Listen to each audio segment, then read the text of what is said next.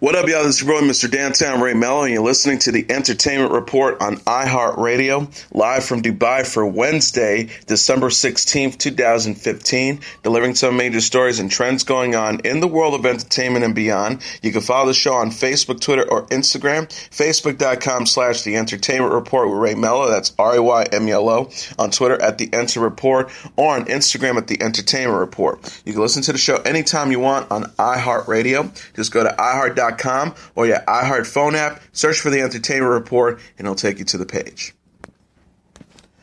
Warner Bros. Pictures released the first teaser trailer for its eagerly awaited Harry Potter prequel, Fantastic Beasts and Where to Find Them, Tuesday morning. The studio promised in a statement last week the trailer will give audiences the first glimpse at the never-before-seen part of the wizarding world created by J.K. Rowling. The fantasy movie, which marks the novelist Rowling's screenwriting debut, is scheduled to open in theaters November 18, 2016. Set in the 1920s, it stars Oscar-winning actor Eddie Redmayne in the central role of Maxillologist Newt Scamander. The movie was directed by David Yates, who helmed the last 4 Harry Potter blockbusters in the 8-picture franchise. Tuesday's trailer, which ran about 90 seconds, features a woman narrating, "Yesterday, a wizard entered New York with a case full of magical creatures, and unfortunately some have escaped. A nervous-looking Scamander is then seen opening the battered case, which emits a roar before he locks it. A woman asks, 'It was open.' 'Just a smidge,' Scamander replies. The clip closes with the wizard out on a street, dressed in a long blue overcoat and pointing a wand as someone yells, 'Mr. Scamander.' Redmayne is known for his roles in My Week with Marilyn, Les Miserables, The Theory of Everything, and The Danish Girl. NBC continues to show interest in rebooting fan-favorite fantasy show Xena the Warrior Princess by hiring Lost alum Javier Grillo Marxeroch to write and executive produce the show. According to The Hollywood Reporter, Grillo Marxeroch will join Xena co-creator Rob Tappert and Sam Raimi with helm the reboot under their Ghost House Pictures label. The publication also notes that original star Lucy Lawless, who's married to Tappert, is not currently involved in the reboot as the network is looking for a newer, more modern take on the character. Lawless showed support for a new series July at Comic-Con, where the reboot first entered into its early stages of development. When asked what's taken so long for Xena to return, the actress mentioned it's about who's got the rights, and added, "But that's a piss-poor excuse anymore. I think they just find who's got the rights. If we can pay it, it better have to have 80% of something than 100% of nothing." She continued by saying, "Don't waste this opportunity. Reinvigorate that franchise. They're fools not to bring it back." In August, NBC Entertainment Chairman Bob Greenblatt said he'd love for it to happen. Xena Warrior Princess originally aired for 6 seasons and 134 episodes from 1995 to 2001. Jennifer Lawrence says she would gladly pass up her 3rd Golden Globe to let Amy Schumer take it home. The Joy actress revealed to Z100 Monday she doesn't want the award and would much rather see comedian Schumer win Best Actress in a musical comedy film for her work on Trainwreck. The two are nominated in the same category. She said, "I would love to see her sweet blank up on stage." When nominations were announced last week, Lawrence, 25, admitted to Eat Talk she didn't realize she was in the running against friend Schumer, 34. She said, "That was so amazing because obviously I only pay attention to myself, so I was like, oh, I got nominated." And then when she texted and said something about the same category, I was like, "Are you, what? Lie, huh?" In August, Lawrence announced she and Schumer are working on a new screenplay together for which they plan to be the stars. "We play sisters," she told the press at the time. Now the Mockingjay Part 2 actress says a win for Schumer would make their upcoming movie more irresistible. She said, "So obvious I'm pulling for her. Selfishly, it would be good for our movie if she won, so vote for Amy." The duo reportedly planned to wear the same dress to the Golden Globe Awards ceremonies in January as well. She said over the weekend, "We're going to try to figure out to wear the exact same thing. She's going to have to wear Dior," adding, "The label will just have to make 2 of whatever they're making for me." Actor Will Smith is willing to enter the presidential race if it meant preventing Donald Trump from winning. Appearing on CBS's Sunday Morning, Smith spoke about the controversy surrounding Trump's recent remarks about preventing Muslims from entering the country and his thoughts on the Mexican border. The actor said to anchor Tracy Smith, "If people keep saying all the crazy kind of stuff they've been saying on the news lately about walls and Muslims, they're going to force me into the political arena." When asked what position he would run for, Smith made it clear he only had one in mind. "I mean, I gotta be the president. Come on, what else would I run for?" He explained that he has never put any limit on his career and what he can accomplish. He said, "I realized that there was no way that I was just put here just to be a movie star. The best things that have ever happened were unrealistic before they happened. So for me, I think being the biggest movie star in the world as a goal actually was too small." This isn't the first time the concussion star has mentioned running for office. In a recent interview with The Hollywood Reporter, Smith spoke again about leaving Hollywood behind and entering into the world of politics. He said, "I'm a climber, so if I see a mountain, I have to climb it. I'm not a camper. I don't like hanging in one place too long. So I think at this point, I'm elevating my ability to be useful in the world. And as I look at the political landscape, I think that there might be a future out there for me. They might need me out there. This is the first year that I've been incensed to a level that I can't sleep, So I'm feeling that at some point in the near future, I will have to lend my voice to the conversation in a somewhat different way." Much like his character Hugh Glass in the upcoming survival drama The Revenant, star Leonardo DiCaprio has had his fair share of near-death experiences. In the latest issue of Wired magazine, out December 22nd, the actor discussed the difficulties in shooting his latest film and how escaping death in the past has helped him prepare for the grueling shot. DiCaprio said, "Every single day of this movie was difficult. It was the most difficult film I've ever done. You'll see when you see the film. The endurance that we all have to have is very much up on the screen." DiCaprio shared that he had been through much worse. He explained, "I've always seemed to be close to being part of a disaster. If a cat has 9 lives, I think I've used a few." One harrowing experience the 41-year-old recalled involved almost getting attacked by a great white shark. He said, "A great white jumped into my cage when I was diving in South Africa. Half of its body was in the cage and it was snapping at me," revealing before mentioning how he thought he was going to die in a plane crash. DiCaprio said of a flight to Russia, "A plane engine blew up in front of my eyes. I was sitting there looking out at the wing, and the entire wing exploded in a fireball. I was the only one looking out at the moment this giant turbine exploded like a comet. It was crazy. Luckily, the pilot was still able to make an emergency landing." Lastly, DiCaprio shared a scary moment in the air during a skydiving incident. He said it was a tandem dive. We pulled the first chute. That was knotted up. He pulled the second, and that was knotted up too. He just kept shaking it and shaking it in midair, as all my friends were, what felt like half a mile above me, and I plummeted towards Earth, laughs. And he finally unraveled it in midair. Recently, DiCaprio received a Golden Globe nomination for Best Performance by an Actor in a Motion Picture Drama for his work as Hugh Glass in The Revenant. The movie opens in theaters December 25th.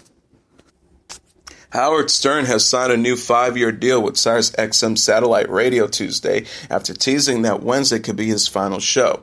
The new deal includes plans for a streaming video component to support his daily radio program, The Howard Stern Show. Also included is a 12-year pact that gives the company rights to the Shock Jocks video and audio material. The company said in a statement, SiriusXM and Howard Stern Productions also agreed to a 12-year deal for use of Stern's extensive audio and video library drawn from performances, specials, and shows spanning his more than 30-year broadcasting career. Stern said, "As a broadcaster, it doesn't get better than working at SiriusXM, and I'm truly excited for the future with this great company. I happen to think that its best days are ahead, so if you are not listening to SiriusXM and The Howard Stern Show, then you are really more like a zombie, a rotting corpse monster, living half a life, detonated and blackened inside. And it is as if you were still watching black and white television while shopping in actual stores on your way to the post office to fax a memo." He also added, I'm living a dream here on satellite radio, and Jim Meyer is my life partner, and the baby we are about to have is our new streaming video app," he continued. "The joy we are going to bring you in the very near future will make you feel like Christmas is every day. Ho, ho, ho, Howard out." During Monday's edition of The Howard Stern Show, the 61-year-old mentioned how Wednesday's episode could have been his last due to the ongoing contract negotiations with SiriusXM. Throughout the broadcast, Stern kept joking about the idea by playing farewell songs and airing a Fox movie trailer for the final episode of The Howard Stern Show ever, maybe. As Bloomberg Business originally reported, SiriusXM could have lost more than $240 million in annual revenues if Stern had went elsewhere. Also on Monday's show, Stern interviewed Tina Fey to promote her new film Sisters, where she also shared a personal story of an insult she received while she was the head writer at Saturday Night Live. Earlier this year, Stern departed America's Got Talent after serving as a judge for the talent show for 4 seasons. Bill Cosby is fighting back against 7 of his 50 accusers with defamation lawsuits. The 78-year-old comedian, known for his leading role in the famed sitcom The Cosby Show, has had his attorney file several counterclaims with the U.S. District Court in Massachusetts, People magazine reports. The suit are against alleged sexual assault victims Tamara Green, Teresi Seger-Nix, Linda Traits, Louisa Moritz, Barbara Bauman, Joan Tarishis, and Angela Leslie. Cosby maintains he did not drug or sexually assault any of the defendants despite their claims. Cosby's attorney Monique Presley asserted the women have filed lawsuits against the actor and comedian for an attempt to extract financial gain from him and nothing more. The lawsuit comes after over 50 women came forward over the course of the year to accuse Cosby of drugging, molesting, and raping them. Joseph Camarata, legal representatives of the 7 women against whom Cosby's lawsuit has been filed, said in a statement, it is an attempt to divert the focus from Cosby's alleged crimes. Camarata said in a statement obtained by People magazine, it is curious that he has filed a claim only against these 7 women when there are scores of other women who have made similar allegations of sexual abuse and assault against Mr. Cosby. My clients remain resolute in their desire to have their day in court sooner rather than later, and they each expect that their good name and reputation will be restored. Over the summer, 35 women claimed similar traumatic experiences associated with Cosby were featured on the cover of New York Magazine. In November of this year, Cosby and his former lawyer, Marty Singer, were scheduled to depose in a defamation case filed by celebrity Janice Dickinson, perhaps the most high-profile woman to accuse Cosby of rape. But Cosby and Singer won a stay of the order to testify, and the depositions were postponed. Singer has since filed a motion asking for the judge to be removed from the Dickinson defamation case. Newlyweds Sofia Vergara and Joe Magliano made their red carpet debut as a married couple during Star Wars The Force Awakens premiere in Los Angeles. Vergara attended the Monday night event wearing an elegant, form-fitting black dress completed with the dangling earrings and golden sandals. The Modern Family star also paid tribute to the sci-fi epic with the Princess Leia-inspired curly hairdo. Magliano kept things classy with the slick navy blue suit with matched ties and a white-collared shirt. The happy couple appeared smitten with each other on the red carpet as they stuck close together, both wearing their newly wedding rings. Vergara and Magliano tied the knot in November during the lavish ceremony near Palm Beach, Florida. Other memorable moments from the premiere include star Carrie Fisher arriving with her daughter Bebe Lord, actor John Boyega channeling the Force with his one black glove, and franchise directors George Lucas and J.J. Abrams hanging out on the red carpet together. Star Wars The Force Awakens opens nationwide December 18th. Khloe Kardashian encouraged new brother Rob Kardashian in a new post Monday on Instagram. The 31-year-old reality star posted a throwback photo of herself with the 28-year-old sock designer and captioned the picture with the motivational message. She wrote, "If only you could see yourself through my eyes, I'll forever be obsessed with you, my one and only, #my ace." Rob Kardashian has withdrawn from the spotlight in recent years, skipping sister Kim Kardashian's wedding in 2014 and his family's Thanksgiving celebration in November. His reclusiveness appears to be tied to his significant weight gain. Mom Kris Jenner confirmed to Maria Menounos this month he lives with Khloe. He's doing all right, he's doing his best. He's not into being on camera as much as the rest of us, but he's working on himself. He's going to be okay. Jenner previously expressed concern for her son's health on the family's E-Series, Keeping Up with the Kardashians. Rob Kardashian gained more than 100 pounds over the course of a year, but appeared to be back on an exercise regimen in September. Michelle Dockery's fiancé John Denny died at the age of 34 on Sunday. The Downton Abbey actress was promoting the ITV series in the U.S. when she flew to Cork, Ireland to be by Denny's side at Marymount Hospice. The 34-year-old PR executive, who was diagnosed with a rare form of cancer this year, died Sunday. Dockery's spokesperson said in a statement, the family is very grateful for the support and kindness that they have received, but would kindly request that they are left to grieve in private. Dockery and Denny had been together since September 2013, with the actress confirming, "I have a wonderful man in my life from Ireland," in September 2014. The couple met through Dockery's co-star Alan Leach. Denny's death came just 2 days before Dockery's 34th birthday, December 15th. The actress is best known for playing Lady Mary Crawley on Downton Abbey, which will come to a final close with the season 6 Christmas special, December 25th. Tuesday's trailer for Lip Sync Battle offered a sneak peek at some of the famous folks who will be competing in Season 2.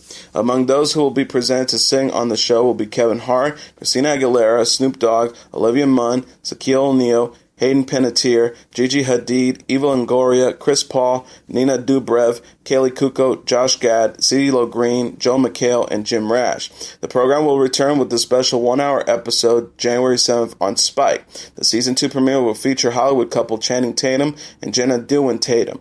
LL Cool J and Chrissy Teigen are the show's hosts. Luke Bryan and Dierks Bentley are to co-host the 51st Academy of Country Music Awards ceremony in Las Vegas on April 3rd, CBS announced Tuesday. This will be Bryan's 4th consecutive turn presiding over the gala, while Bentley will mark his first time hosting a live televised event. The show is to be broadcast from the MGM Grand Garden Arena.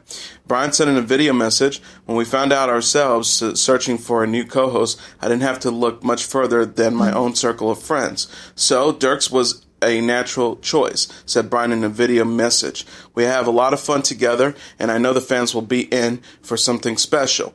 Bentley added, "I think everyone knows Luke is the guy you call when you want to have a good time. If we have half as much fun hosting together as we do backstage, it's going to be a great night."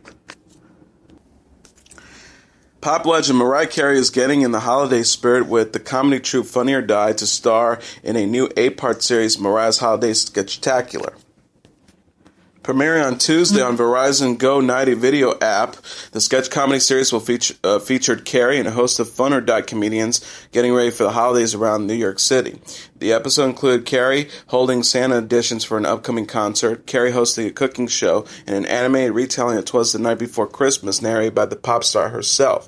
Carey said in a statement, "I love collaborating with Funny or Die on this series of holiday-themed sketches. These videos are funny, festive, and full of holiday cheer, and I had an absolute blast making them." President of Funny and Die production, Mark Farrell, said in a statement, "We have Funny or Die. I feel strongly that you haven't celebrated the holidays until you've listened preferably in one sitting to Merry Christmas, Mariah Carey's landmark album from 1994.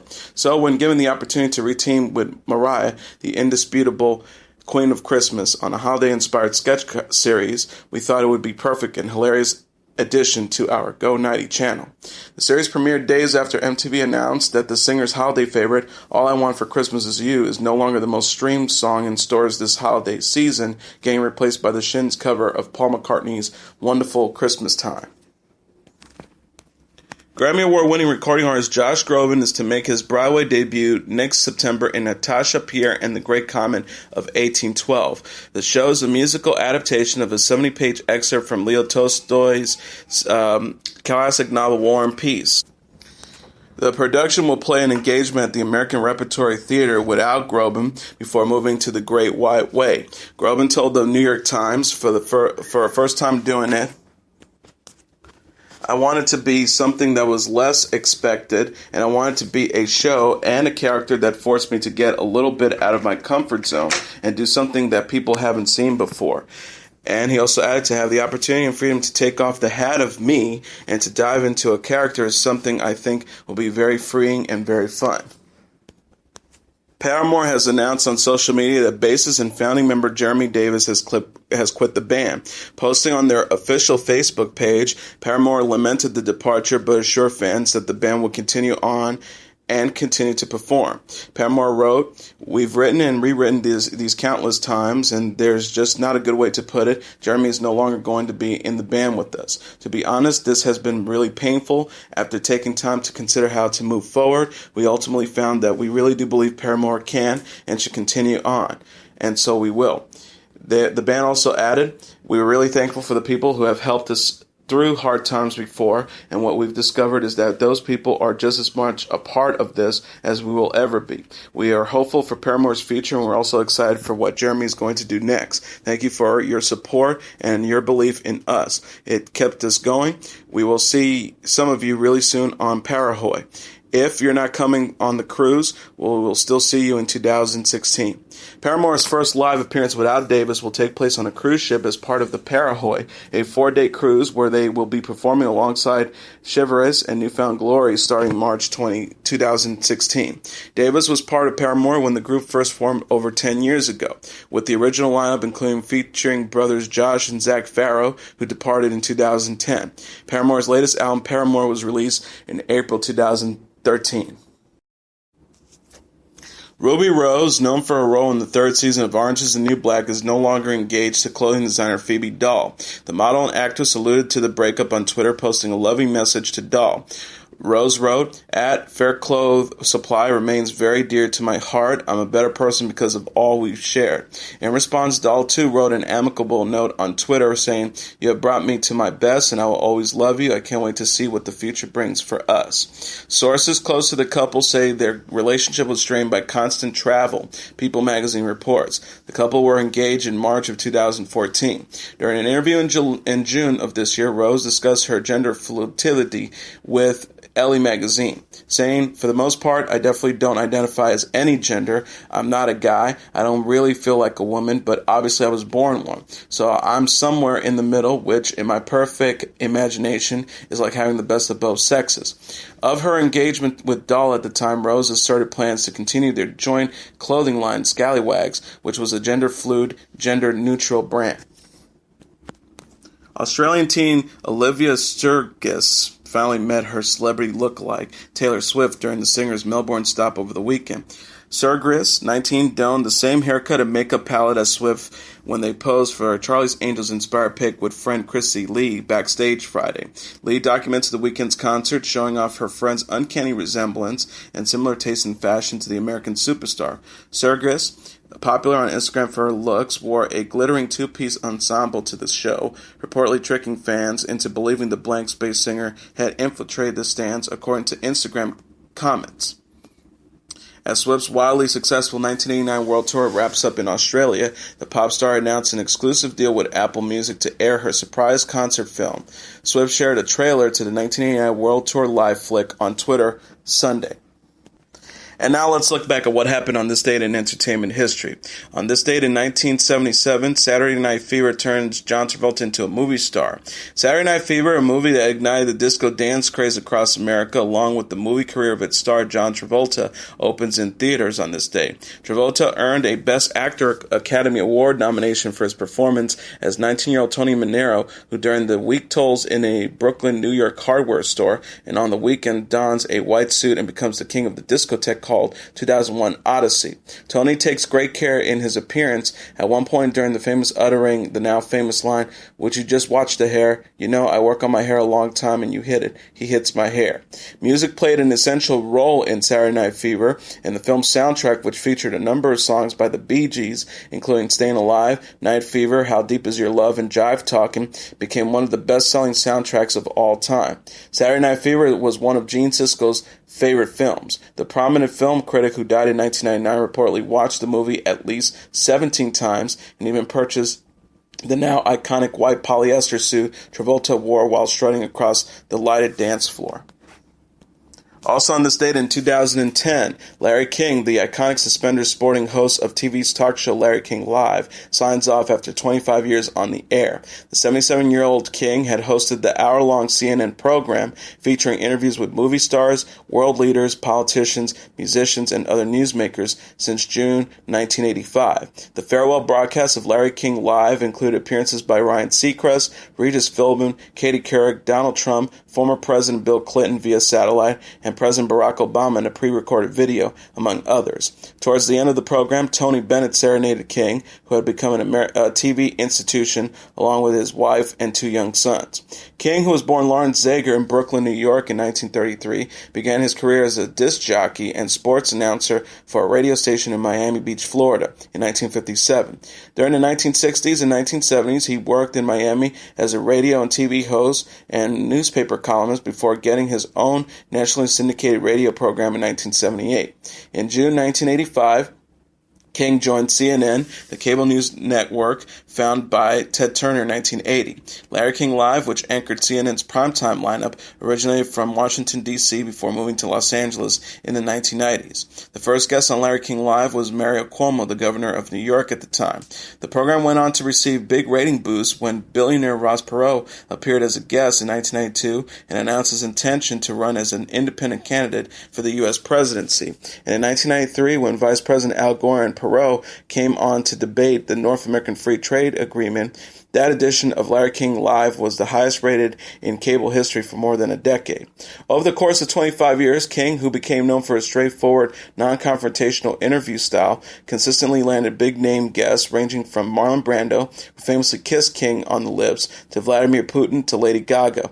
From a set featuring a color-dotted map of the world on a dark background, King often took call-ins and later emails viewers' questions for his interview subjects. He has said that in order to be fresh and learn from his guests, he didn't prepare extensively for interviews. This approach could have occasionally backfired and made King seem out of touch, as in 2007, when he asked Jerry Seinfeld if his sitcom had been canceled or if he had left voluntarily. A surprised Seinfeld, who had famously exited his show on his own accord, said to King, "Do you know who I am?" In June 2009, King announced plans to end his show. At the time, Larry King Live had fallen into third place in the ratings behind political programs hosted by Sean Hannity of Fox News and Rachel Maddow of MSNBC. By the time Larry King Live went off the air in December 2010, the legendary host had conducted some 50,000 interviews by his account during his more than 50-year career in radio and television. And that is your entertainment report for Wednesday, December 16th, 2015. I'm your host, Mr. Downtown Ray Melo. I'll be back tomorrow to deliver some major stories and trends going on in the world of entertainment and beyond. You can follow the show on Facebook, Twitter, or Instagram. Facebook.com/The Entertainment Report with Ray Melo. That's RYMELO. On Twitter at The Enter Report, or on Instagram at The Entertainment Report. You can listen to this episode or any previous episodes of The Entertainment Report anytime you want on iHeartRadio. Just go to iHeart.com or your iHeart phone app, search for The Entertainment Report, and it'll take you to the page. Good night, and God bless you all.